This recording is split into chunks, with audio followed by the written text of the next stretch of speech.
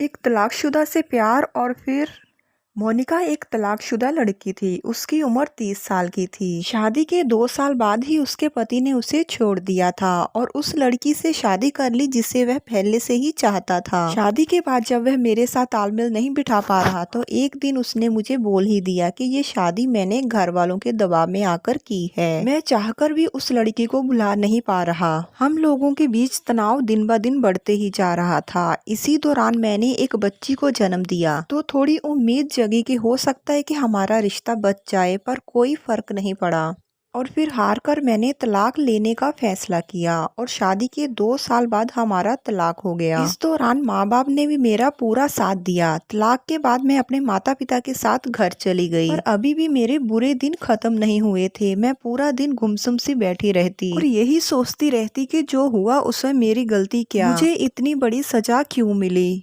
माँ हर पल मेरे साथ रहती, मेरा ध्यान भटकाने की कोशिश करती और मुझे बाहर भी ले जाती।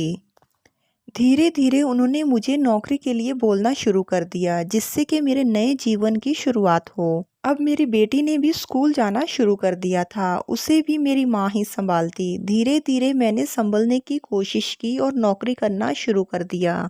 अब मम्मी पापा को भी मेरे भविष्य को लेकर चिंता शुरू हो गई थी और उन्होंने मेरे लिए रिश्ते ढूंढना शुरू कर दिया था। इसी दौरान फेसबुक पर मेरी एक लड़के से बातचीत शुरू हो गई। उसका नाम साहिल था। वह मुझसे 1 साल बड़ा था। बातचीत के दौरान पता चला कि उसे एक लड़की ने धोखा दिया और किसी दूसरे लड़के से शादी कर ली थी और अभी उसके घर वाले उसके लिए रिश्ते देख रहे हैं।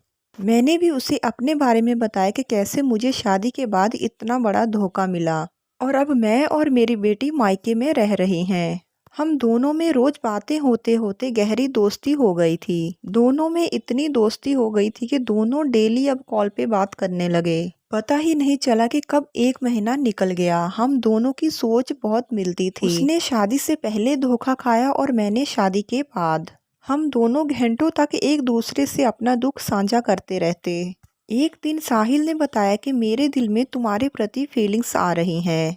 मैंने उसे बताया कि मैं एक तलाकशुदा छोड़ी हुई लड़की हूँ, तुम्हारा और मेरा कोई मेल नहीं है और तुम्हारे घर वाले भी मुझे कभी स्वीकार नहीं करेंगे। साहिल बोलता है कि मुझे तुमसे और भी बातें करनी है जो फोन पर नहीं हो सकती, इसलिए मैं तुम्हें कल मिलना चाहता हूँ। अगर तुम्हें मुझ पर थोड़ा सा भी विश्वास है तो तुम मुझे मना बिल्कुल नहीं करोगे। अगले दिन हम दोनों एक रेस्टोरेंट में मिलते हैं। बातचीत के दौरान साहिल बोलता है कि मैं तुमसे शादी करना चाहता हूँ। मैंने ये फैसला बहुत सोच समझ के लिया है। तुम एक अच्छी लड़की हो, तुम्हारे साथ जो हुआ उसमें तुम्हारी कोई गलती नहीं है। और रही बात मेरे घर वालों की, उन्होंने मेरा हमेशा साथ दिया है और अभी भी मुझे पूरा विश्वास है कि वो मेरा साथ देंगे। साहिल बातें करते जा रहा था और मेरी आंखें नम हो चुकी थी। मुझे विश्वास नहीं हो रहा था कि कभी मेरी लाइफ में ऐसा लड़का भी आ सकता है। फिर मैंने बोला, मेरे साथ जो हुआ इसमें मेरे माता पिता ने मेरा पूरा साथ दिया, इसलिए उनकी मर्जी के बिना मैं आगे कोई कदम नहीं उठा सकती। इसलिए पहले तुम्हें और तुम्हारे घर वालों को मेरे घर वालों से बात करनी होगी। साहिल बहुत खुश हो जाता है और बोलता है कि ठीक है, मैं और मेरे मम्मी पापा बहुत जल्द तुम्हारे घर रिश्ता लेकर आएंगे। इसके बाद साहिल घर वालों से बातचीत करता है, उन्हें पूरी बात बताता है। घर वाले मान जाते हैं क्योंकि वो दोबारा साहिल का टूटा हुआ दिल नहीं देख सकते थे। वो भी चाहते थे कि साहिल पिछला सब भुलाकर एक नई लाइफ की शुरुआत करे।